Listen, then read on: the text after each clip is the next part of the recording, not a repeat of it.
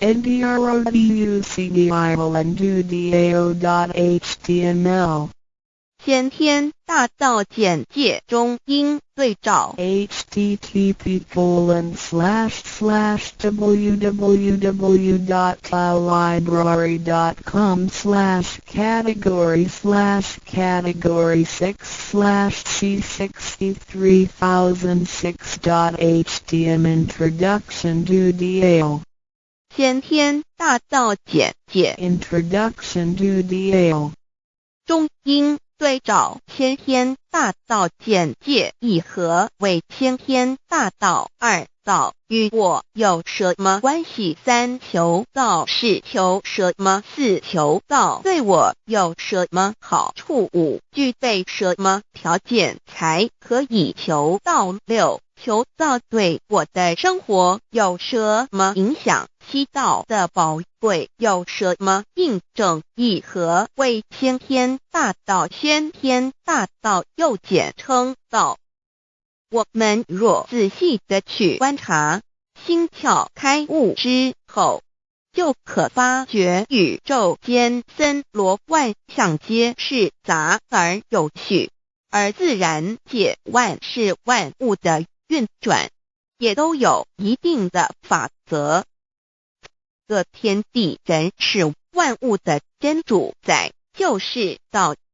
道乃在天地生成之前即已存在，故曰先天大道。道者理也，理就是真理。在天地人万物未生以前，道即已存在，而道能生天、生地、生人、生万物万类。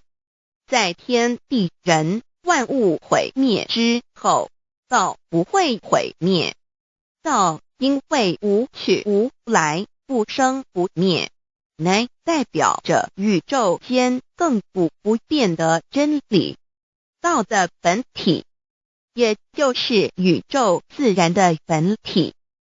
在混沌未判之初，宇宙间只是一团灵妙理，无天无地无人，也没有语言和文字，所以我们实无法以任何语言文字或思虑来形容它。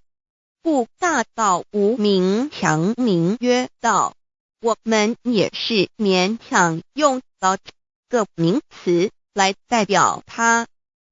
在天地万物生成之后，道又能贯穿于宇宙万事万物之中，使一切的自然现象均能呈现和谐有条不紊的运转。这就是道的妙用。道大理为，我们虽然无时无刻离不开道的本体和妙用，却又很不容易去认识它。因此在2-3千年前，各教圣人应运出世，各化一方，针对当时天时地利及众生的根器，留下千经万典，传下诸多去恶从善的修持法门，同时也让芸芸众生认识了冥冥中宇宙万事万物均有一个真正的主宰，或称为上帝，或称为造化，或称为天主。我们称其为道或无生老，均是一名而同义。我们对道有了深一层的认识和体悟之后，就会了解天地间实无一物不是道之本体与妙用的合一。因此道虽然涵盖各大教门的经义，为千门万教的总源头，确实不局限于宗教的领域里。而上帝或老也不只代表着一切宗教的最高信仰中心，更是天地万事万物万类的根本源头与最高主宰，及宇宙间永恒不变的真理之道。所以我们今天有机会了解什么是先天大道，不只找到了各大教门的最高信仰中心，也找到了宇宙的根本源头与最高主宰，更能对宇宙至高无上的真理有一个初步的认识。道之真义，在先天之先不为先，在后天之后不为后，即大上有可量，即为上有可止，为道即大不可量，即为不可止。不所以大无不包，为无不入，无所不贯，无所不通，无所不彻，贯彻了天地人万物万类，贯彻了33天外，贯彻了千经万典，贯彻了千法万法，贯彻了千教万教，贯彻了千佛万祖，贯彻了我之一身。此乃显天大道宝贵的真义，人人必须知真觉，亦即是人人与我与人人良心之行也。此乃万众一心，万国一家，世界大同，此先天大道之宝贵也。二，道与我有什么关系？道的宝贵在于它大而无所不包，细而无所不入。天地生成之后，道贯穿于天地万物万类，使得日月星辰之运转各有其时，40之交替，万物之消长各有其序。而最宝贵的是各天地万物的主宰，同时也是我们人一生之主宰，曰性理，使得我们不学而能看，能听，能吃，能动。因此我们不只要探求天地间的治理，更要回头认识我们身上固有的真理。不，先天大道即是性理真传。道的宝贵并不在于它有什么神秘稀有或特殊之处，而是在于它平时，但我们却时时刻刻离不开它的本体与妙用。我们反观一下自身，就会发觉我们身体的结构是非常精密和奥妙的。我们轻轻地握一下手，就算是这么简单的一个动作，其中所牵涉到的所有关节物理作用、能量、化学反应、神经系统资料讯息之传输及脑部分析、判断和命令之下达，以目前全世界的科技知识和文明水准，也无法一一表达出来。但是我们做出个动作的能力，却完全不因个人知道上了程度的差异而有任何影响。无论是学识多丰富的学者，或是目不识丁贩夫走卒，无论是成人，或是刚出生不久的婴儿，都可以轻而易举地做出的动作。人人与生俱来，不学而知，不学而能，无增无减的良知良能，就是主宰我们一生的道。我们有学习而得到的知识和才能，有忘记的时候，有疏远的时候，而道的本体和妙用，不用学习，不用思考，大而能主宰宇宙的运作消长，小而能主宰我们一生之视听言动。我们有而不知其有，用而不知其用，却又无时无刻不能缺少它的不增不减，本自具足一切我们身上固有的道，因为就在我们身上，又称作自性老。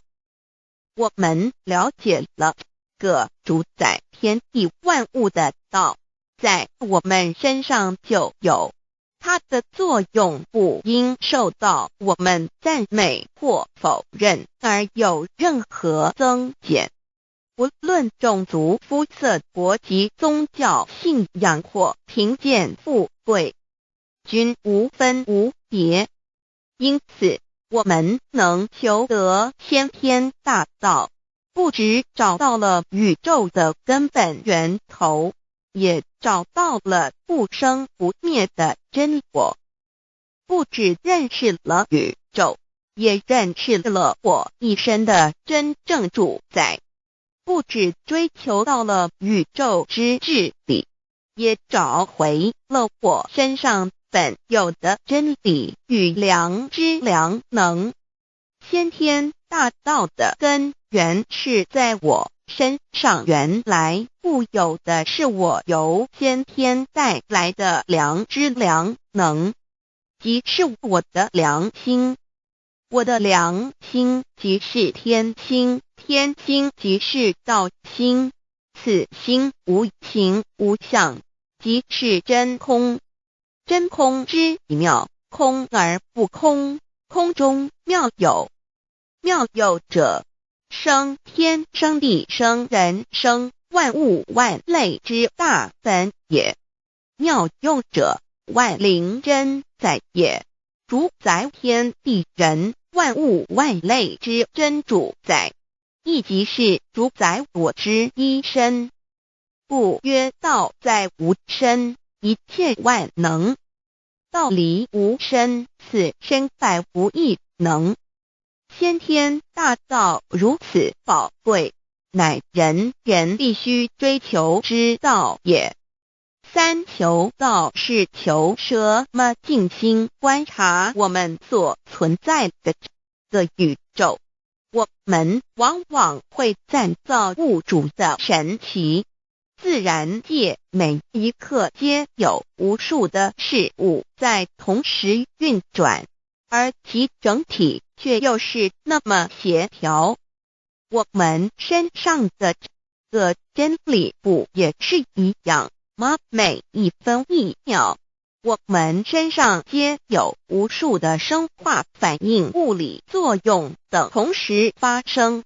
道的妙用分布在我们身上，不用学习，不用思考，其作用虽成千上万，合起来却只有一个自我，一切有条不紊，自然而成。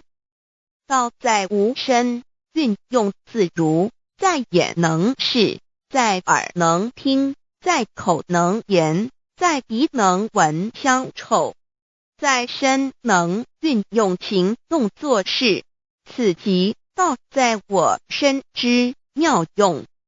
所以我们了解了道不只主宰着天地万物，更主宰我们一生。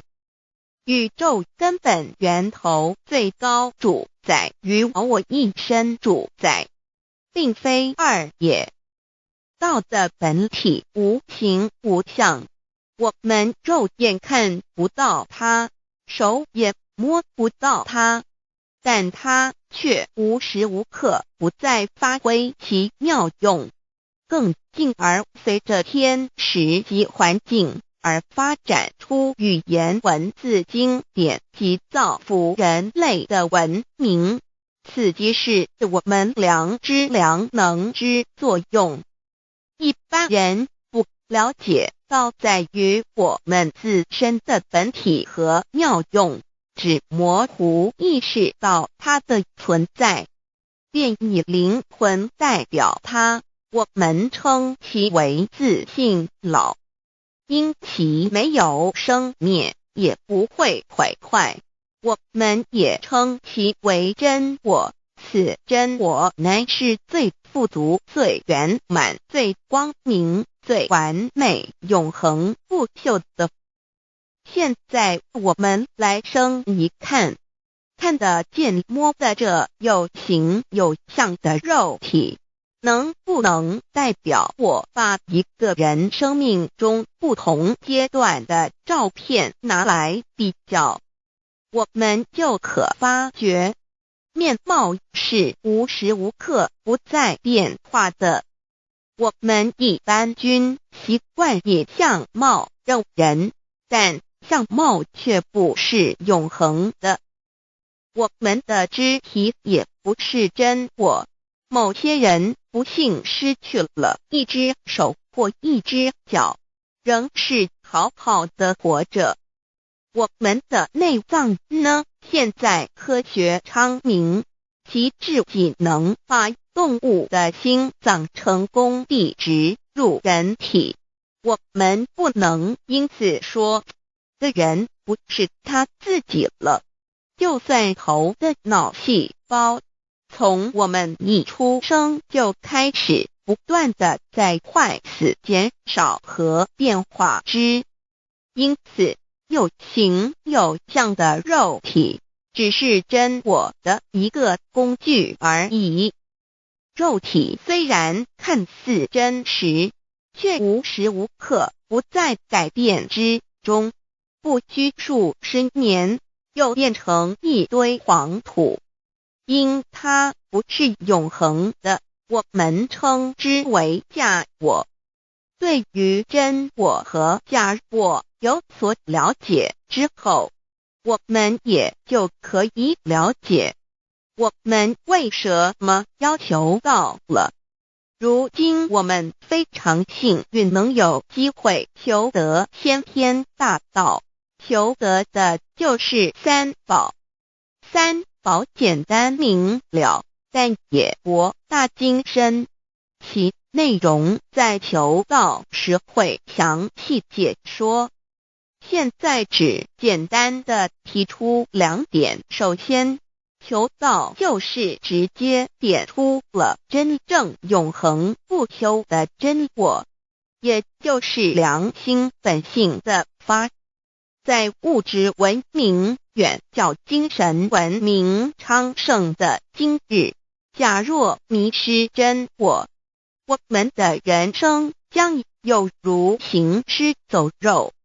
若是认假为真，更是我们为了盲目满足假我而做出害己害人的事情，造成自己在世时与死后的灾祸。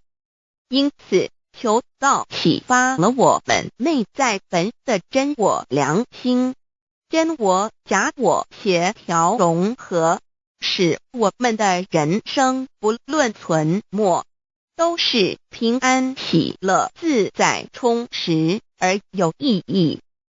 其次，求道也就是开启了我们身上的正门，又称良心之门、智慧之门、慈悲之门。这个门非常的重要。当我们要离开一间房子时，自然由大门离去。如果此门无法开启，而被迫从窗户或阳台跳出时，就可能会摔断腿。我们的肉体就像一间房子，真我灵性就像是房子的主人。当有一天肉体要毁坏时，真我灵性若不得正门而出，被迫另寻旁门，其恐惧与焦虑是无法形容的，这也导致了死后的痛苦与不安。因此，我们可以发现到，绝大多数的人临终时，其肉体皆显现山僵硬、恐惧、无助与挣扎之相。求道就是开启我们个生来死去之正门，也就是通天大路。因此，我们今天很幸运能求道，求得三宝，打开灵性通天之正门，可以让我们找回真我，认识我自己身上的道，自然以良心作为待人物之准则，使人生更有意义，更进而解决生死大事，得到超生了死的保障。100年之后，回到我们的来故家乡。所以先天大道又是回天之道。先天大道之宝贵，即是千经万典不如一点。此典打开玄关正门佛门，天堂大路一步直超级的永生之道。此典宝贵，超佛越祖，超经越典，超越天地。得到这一点宝贵，它是诸经之师，诸法之王，诸佛之天地之故曰超生了死级的永生，不毁不灭之先天大道也。此乃即是人人原来固有的，必须返回天之道也。四求道对我有什么好处？我们今天很高兴能有这个机缘求道，能够开启良心之门、智慧之门、通天之正门，这是第一步。这宝贵的道还能带给我们终生受用不尽的福之益，离苦的乐。人生在世，遭受种种之苦恼，就其根源皆起因于迷失了真我。求道首先就是让我们认识人人身上固有的道，找回我们本有至真至善至美具足圆满永恒不朽的真我，在日常言行之中发挥真我，使我们一举一动皆能合于理，止于至善，自然不会受周遭的人事物所左右，我们的心也就不会患得患失。心为一身之主，我们既然在心境上有所提升，自然不会与邪恶之事相感应，则不相随心转，还可以改变命运，趋吉避凶，朝向光明，使我们得到真正的喜悦，逍遥自在。2堕彼难自有人类文明以来，道的真意便代代单传独授，其没落贯穿了早期的主要文明，如中国、印度等。奈何近100年来，人类受物欲所逼，在空前繁荣的物质文明中逐渐迷昧了良心，甚至竟将制造威力极大的杀人武器。回顾数千年人类历史，在近代短短数十年间，便发生了2次世界大战，无数小战，伤亡无数。滥用科技文明，同时也损害了自然环境，造成大气臭氧层之破坏，全球性气候的改变，人心之变，干造了天灾人祸连连。人类已为自己酝酿了一个空前的浩劫，因此上帝洪恩慈悲，特将大道谱传于世，以挽救良善。求道以后，我们时刻存着道心，以良心待人处事。当遇有人力不可挽救的灾祸时，只要诚心使用三宝，必能灾必结，逢凶化吉。此事验证甚多，不胜枚举。三超生了四人生，有如一段苦乐相参的旅程，遭受生存竞争、衰老、病痛、死亡等困苦，人皆难免。而人间种种欢乐又往往是短暂易变的，尤其当旅程结束时，终就成空，归宿渺茫，更不禁令人凄独怅惘。是以智慧者有见于此，乃以超生了死，追求真实永恒的人生意义为人生至高之目标，不待先修后的。因此古人为求超生了死，尽毕生之力苦修苦行，仍难以访得名师达成心愿。如今大道谱传，先道后修，在求道过程中，天命名师一指，开启了我们通天正门，先赋予超生了死的保障。我们得道以后，认识了真我，以真我为主宰，远离邪心妄念，让我们的心念、言语、行为，无论待人处事，皆合于良知。100年之后，真我灵性自然返回故家乡，永享平安喜乐。4成圣成贤求道，也就是为我们种下一个成圣成贤的正因道种。只要我们以智慧慈悲心境灌溉它，它必然萌芽开花结果。在此功利主义弥漫的黑暗时代，大道乃是光明的灯塔。求道修道，不仅让我们能够独善其身，更使我们有机会可以兼善天下。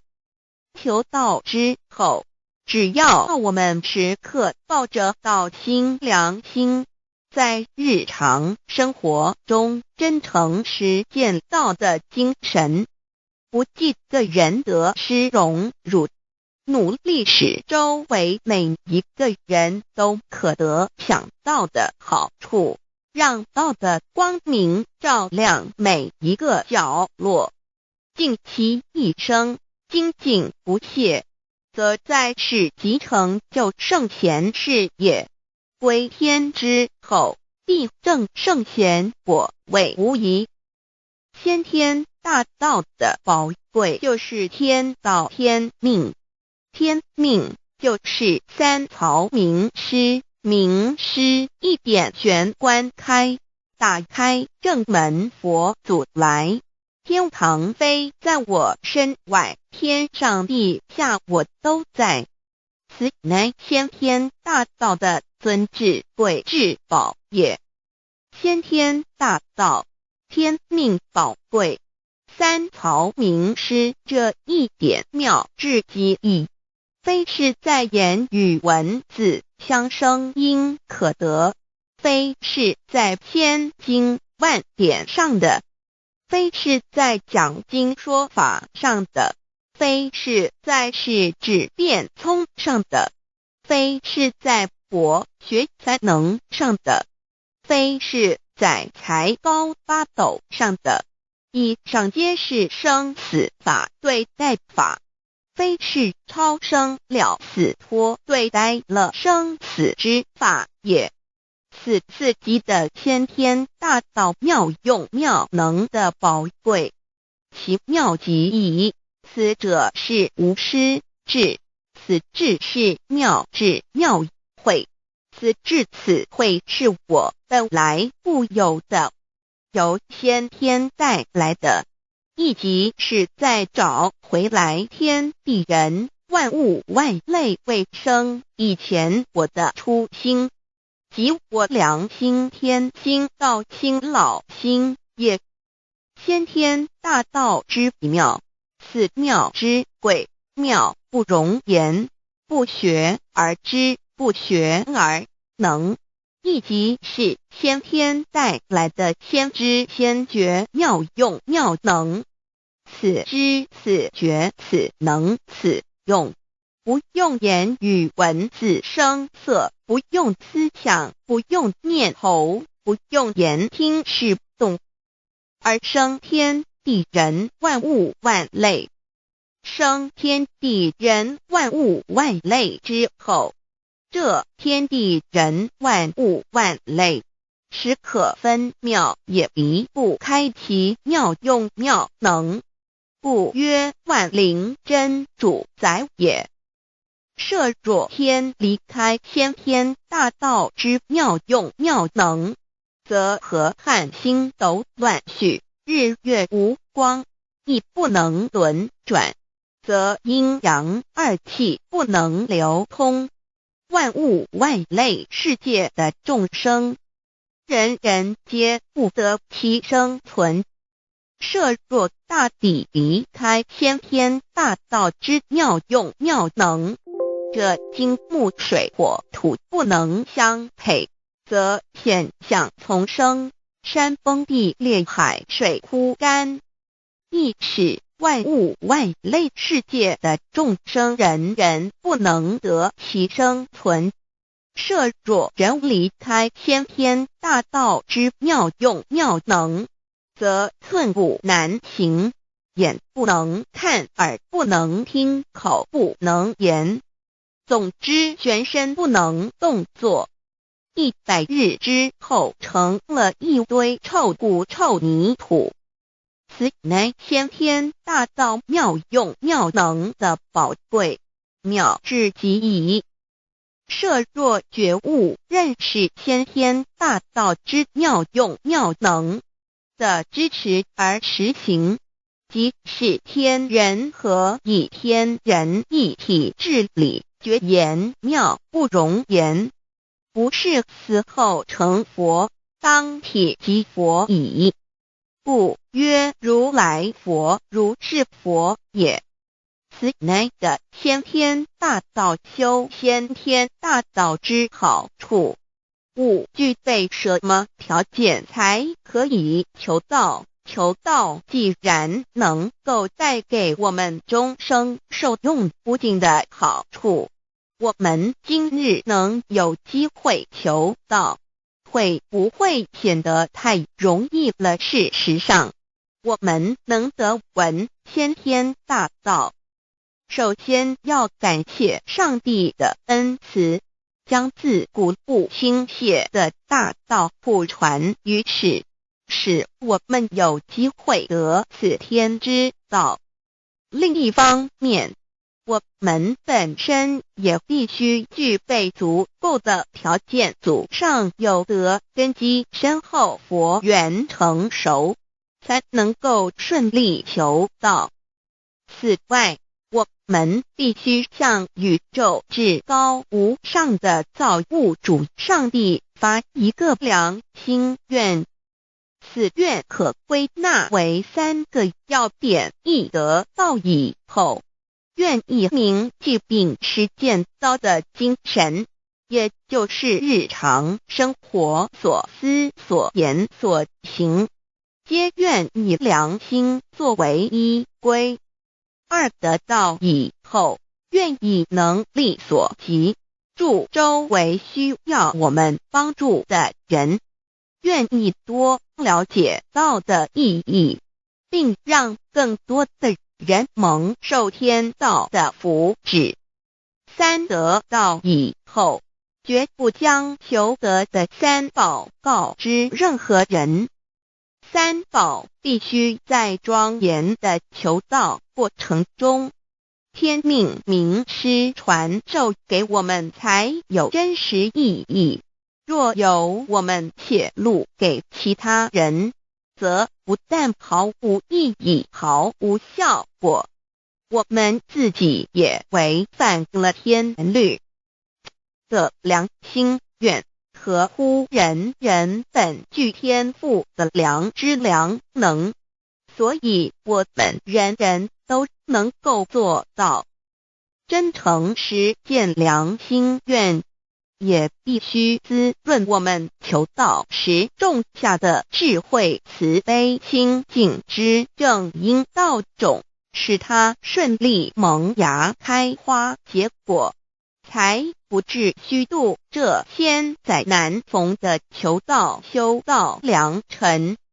值得一提的是，我们能顺利求道，原因之一即是沾了祖德的光。是故上天开恩，只要我们修道有恒，则我们的祖先也有机会可以求道超生得救。我们的子孙亦的印地，对父母祖先尽大孝，这是最好的机会。只要具备以上条件，则无论任何国界、种族、宗教信仰的人，都可以求道。欲求得先天大道，脱出轮回之苦、地狱之灾，世间的穷通受忧、鳏寡孤独、生老病死苦，而返天堂永享天伦之乐者，必须我有得遇6万年良辰佳期的幸运。我本人心地善良，我有先天根基深厚，也就是我本人前世做的功德善事很多，此即天缘。我本人祖先有功德，做善事，此即祖上有德。我牧人遇到引导师度我得道，此佛缘已至。也就是前生我们一同做过功德善事，或一同有修过宗教，今生遇天道降世，一同得道修道，此乃佛缘已至。6求道对我的生活有什么影响？现今正值上天恩开，先天大道普传，拯救良善之时，故普传方式皆以方便善巧，与众生契机为原则，因此求道不会对我们正常的生活造成任何负面影响。这与以往许多人苦修苦练，甚至出家的修行方式有很大差别。也正因为如此，先天大道能在日新月异的现代，适应社会的各个阶层，传布到世界的各个角落，使人人皆有共沾天恩的闻大道的机会。关于求道对生活有什么影响，我们就以下几点来看，亦与任何宗教没有冲突，道代表着天地万物及我们一生之最高主宰与真理。不止在各大门创始之前，甚至在天地未生以前，道就已经存在了。因此，任何教门，只要其教义是追求真理及实践良心，就不会与道有任何冲突。事实上，不止宗教，只要我们以探求真理的角度去观察，则自然界万事万物皆能与道吻合与印证。若我们原有某种宗教信仰，求道将不会造成任何抵触，也不会使我们背弃原有的信仰，反而让我们对真理的探求有更深一层的体认。二，以良心经为最高规戒每一个人生活环境中的文化习俗、时代背景、法律条文及价值观念都不完全相同，因此没有任何一个具体的规戒或条文能够适用于所有的人。所以求道后的规戒着重在我们每个人真我良心之实践，由真我良心主宰自己，而不是在经典之背诵上及律法之钻研上下功夫。三，不照良心愿行。有和透过很重要的一点，求道并非从外在加给我们良心与真理，而是借着开启我们智慧慈悲之门，找回我们身上固有的真理，让天理良心自然流露。因此求道后，所有真修实行之人皆是自动自发的。是不，求道后，若我们不照良心愿而行，并非将出现任何外力来强制我们遵行此愿，而是将受到自己良心的谴责，由真我良心督促自己，而自然改过向善。四，圣凡间修真我之实践，并不局限于教堂或寺庙之中。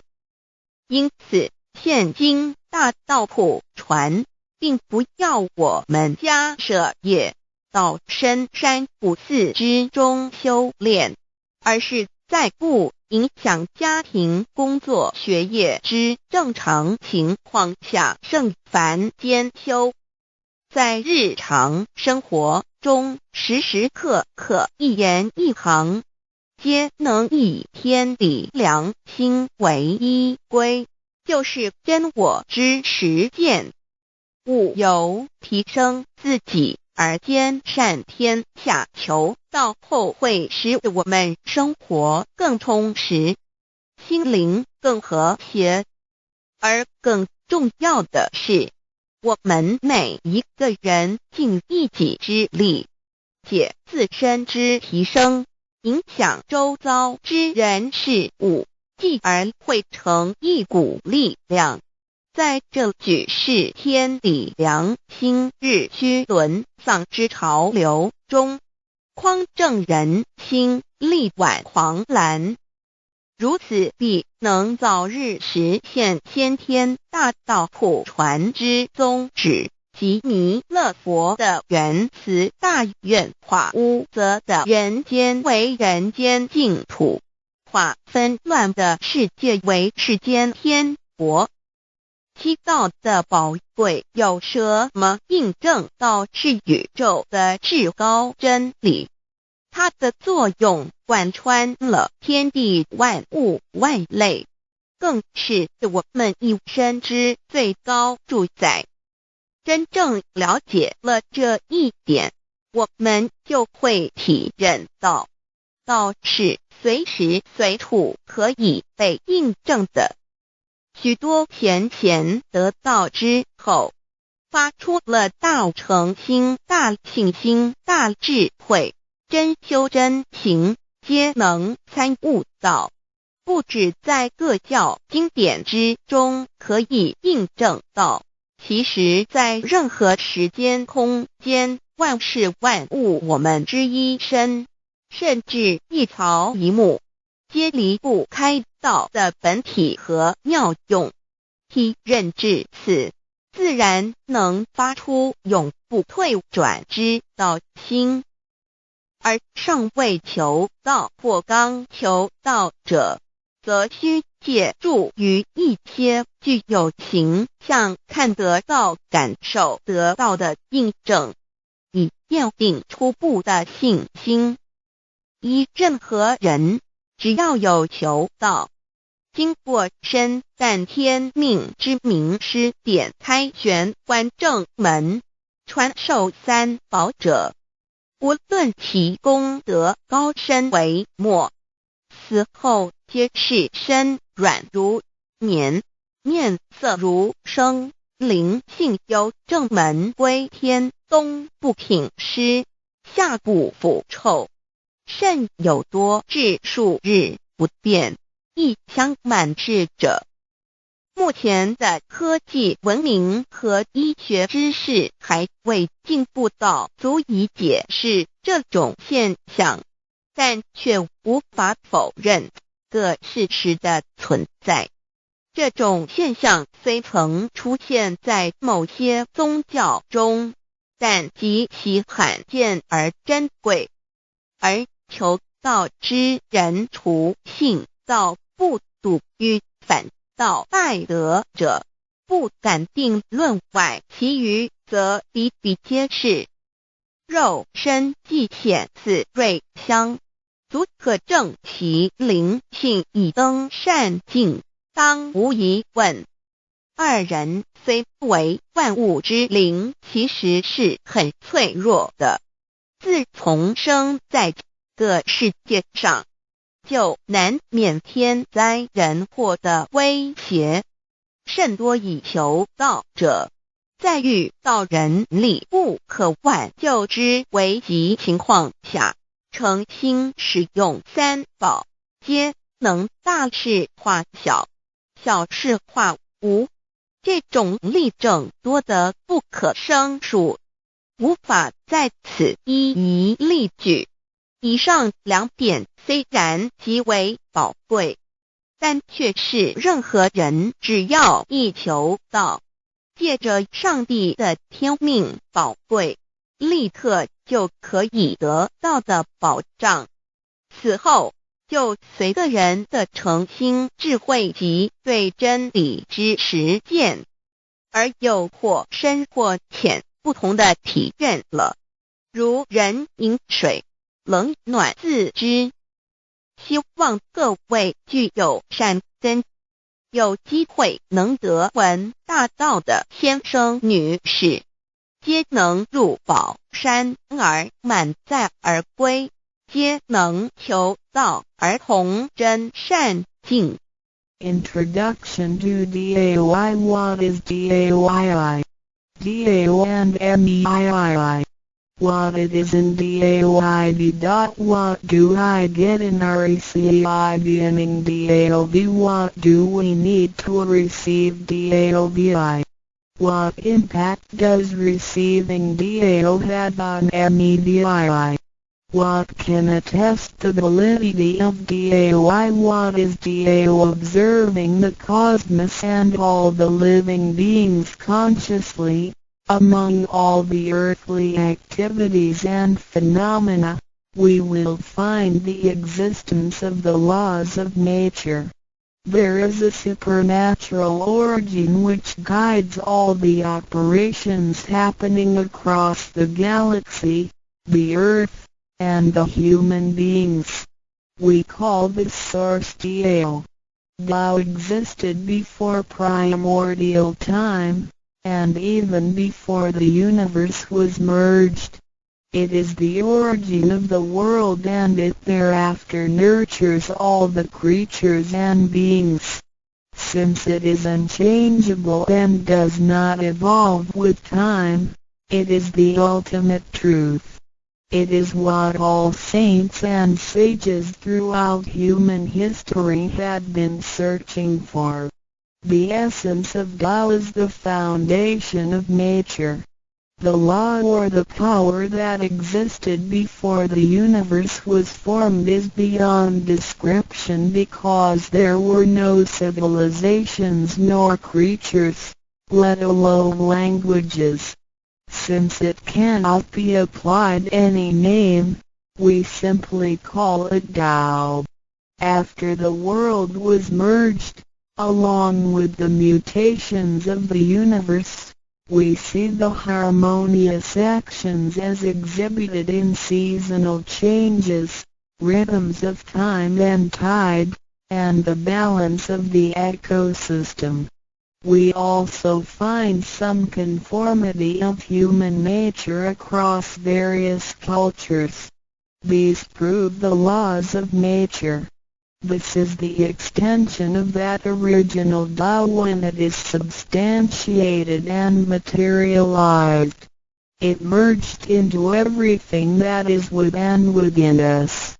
Now that we know Tao is present universally and yet difficult to be recognized, there have been prophets and preachers trying to make us know and understand the origin and the truth of life through various teachings and literature since the beginning of civilization. They were scattered around the world throughout history. As a result, great commandments were taught to disciples and goodness and badness were differentiated. These teachings varied, based on differences in culture, background, timing and the level of each individual's comprehension. However, they all tried to express and transmit to their descendants this Creator and Chief of the universe. It is God, or what we call Tao. As we get to know it more and more, we will realize that the essence of Tao and its effect covers every existence without any exceptions. Tao is actually the headwaters of all religions. It embraces the essence of all the preaching and teachings. And yet, it is superior to the system of belief. It is the nature, the universe itself. Tao or God represents the highest authority and power of nature. It is also the headstream and superior to all. It is the unchangeable principle. Understanding Tao allows us not only to discover the center of all religious belief, but also to communicate with the origin and the highest power of nature. We will then be able to relate ourselves to the truth of the universe. To probe further, Tao existed before the formation of all, yet it was not anterior, which means that the creation was embedded in it. Tao emerges into the creation, yet is not posterior, which means that it is not thereafter limited. Among those created, however large, they can be measured, however small, they can be detected. It is only Tao that cannot be measured of its immensity nor detected of its existence. Therefore, it is larger than the largest and leaves nothing excluded, and yet it can be smaller than the smallest and leaves nothing not penetrated. It is ubiquitous. It merges into and governs all. It is in charge of the space, the earth, human beings, all the creatures, and all existences. It penetrates and regulates the entire universe. It is the source of all the scriptures, sutras, as well as dharmas. It encompasses all the religions, and it is what makes one a Buddha or a saint. It is the single chief of all. And, above all, It is in charge of each individual too. It is the Divine Self. This is the true meaning of Tao. We should get to know it this way and rediscover our own invaluable treasure. So, to practice Tao is to revive one's own conscience as well as everyone else's and to act upon it accordingly. Then, all people can be of one spirit, all nations can be in peace like a family, and the great harmony will come true. How precious Tao is! Tao and Me. The significance of Tao is in its immensity and ubiquity.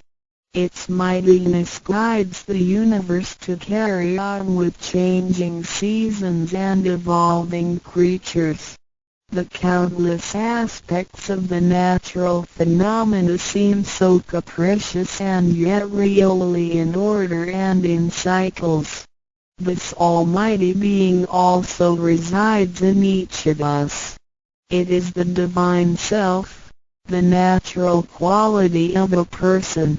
It enables us to see, to feel, to taste, to hear, and to move without learning. While we research the ultimate truth in the universe, we should turn in upon and see into ourselves to discover that Divine Self. We will find the rules that govern the universe also comply with the way we are. Tao is not something too far to reach, nor too mysterious to comprehend. It is nothing particular, but has to do with our daily lives. We cannot do without it. Every movement we make, in order to see, to touch, to feel and to think, is associated with Tao. Consider how many wonders are hidden in our body, how delicately our physical functions are carried out.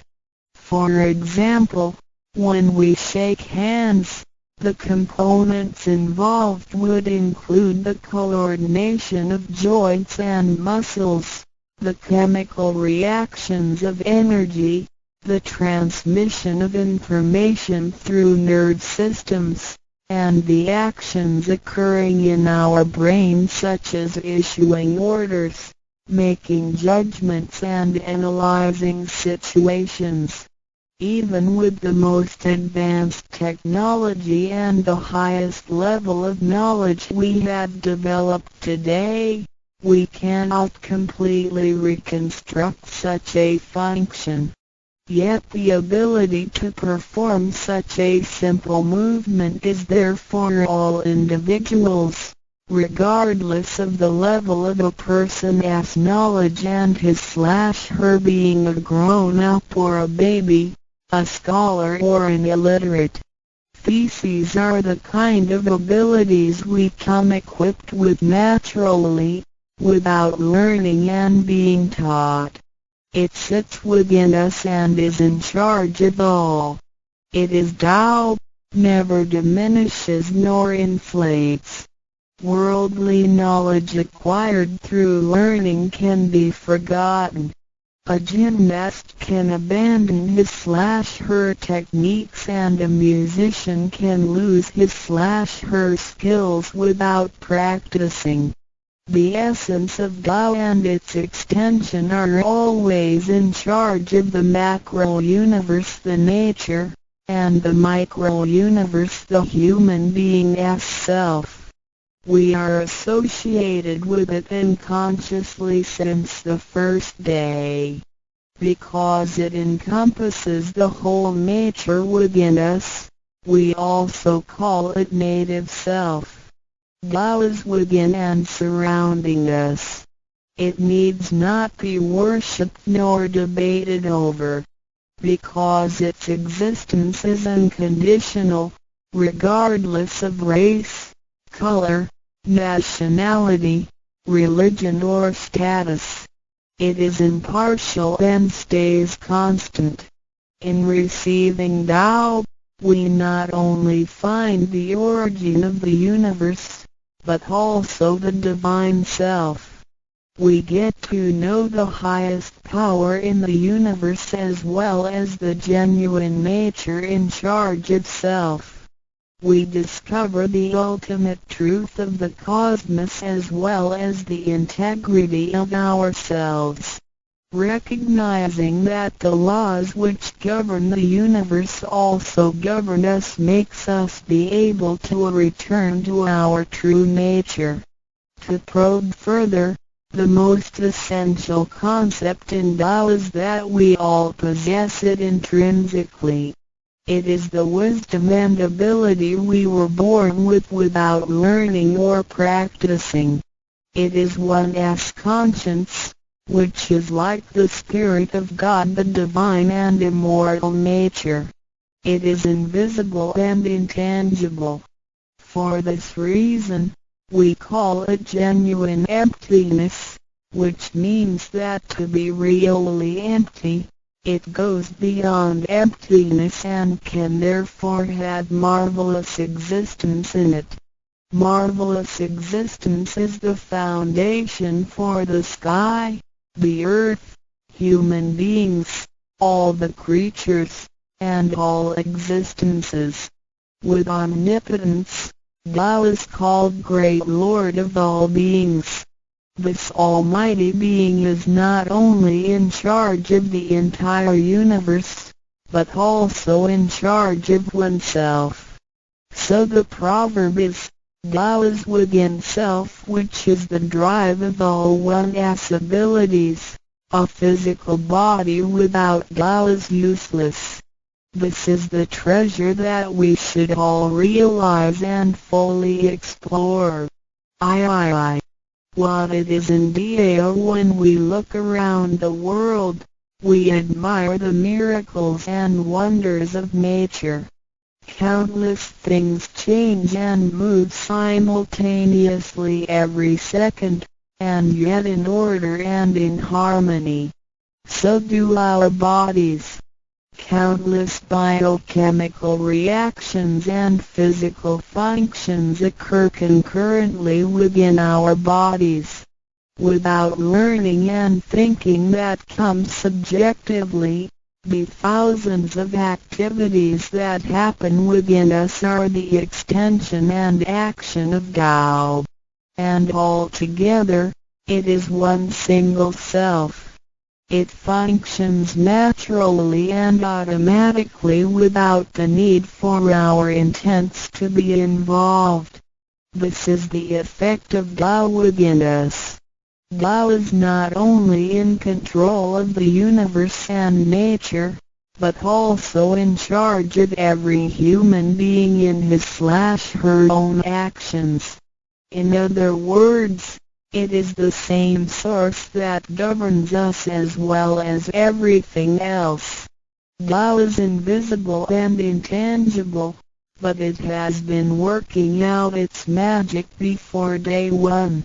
Thereafter, languages, cultures, religious scriptures, literature, and civilization were developed. They all originate from Tao functioning within us. People don't realize it is Tao that has been residing and working within us and have used soul to represent the confusing and yet irrefutable being. Because it is eternal and intangible, we also call it true self. This true self is the most abundant, brilliant, and imperishable being. Let us take a look at our tangible body and see if it can be the true self. We know the pictures taken throughout one's life show different faces and expressions. We recognize people by face, but our looks change and are not permanent. The handicapped, with impaired arms or legs, can also lead a complete life. One with a transplanted animal heart is still a human being. Even our brain cells keep decreasing and changing every second from the moment we were born. Therefore, the physical body is only the interim residence of the true self. Though it seems so real, solid and alive, it turns into dirt eventually. We call it false self because of its tentative and transient nature. By recognizing the difference between the true self and the false self, we understand the reason and importance for us to receive Tao. Luckily, we are given the opportunity of receiving Tao and learning the three treasures. The three treasures are straightforward yet profound. The meaning and details of them will be illustrated through the rite of receiving Tao. Here, we only discuss two issues.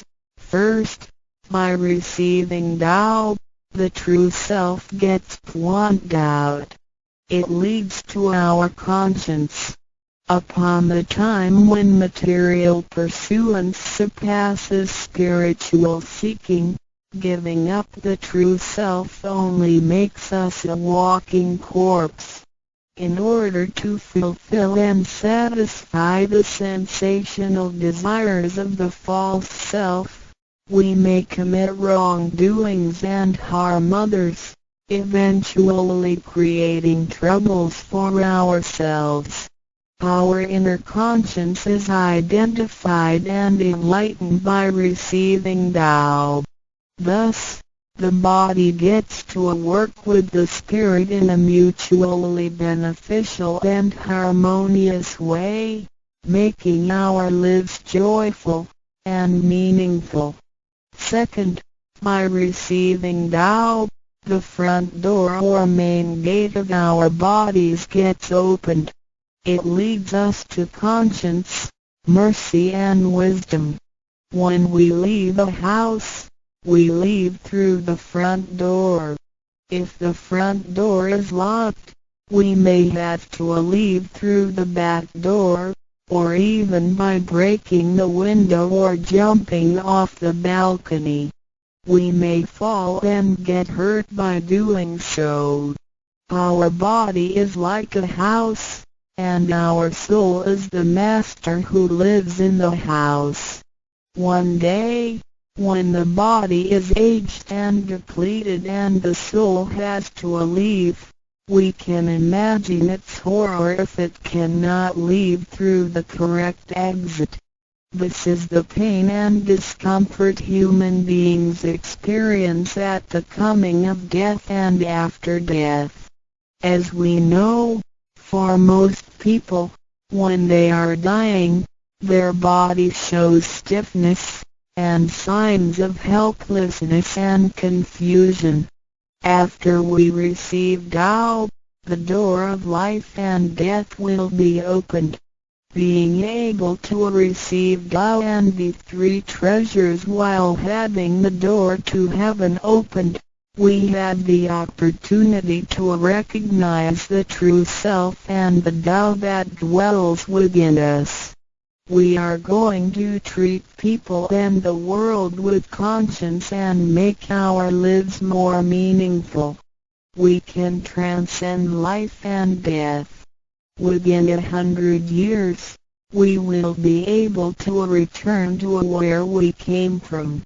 Therefore, the heavenly Tao is also the way to return back to heaven. To probe further, the enlightenment of Tao is superior to studying thousands of sutras. This is the value of Tao. The enlightenment of Tao opens the main gate, the front door, which is the entrance to heaven.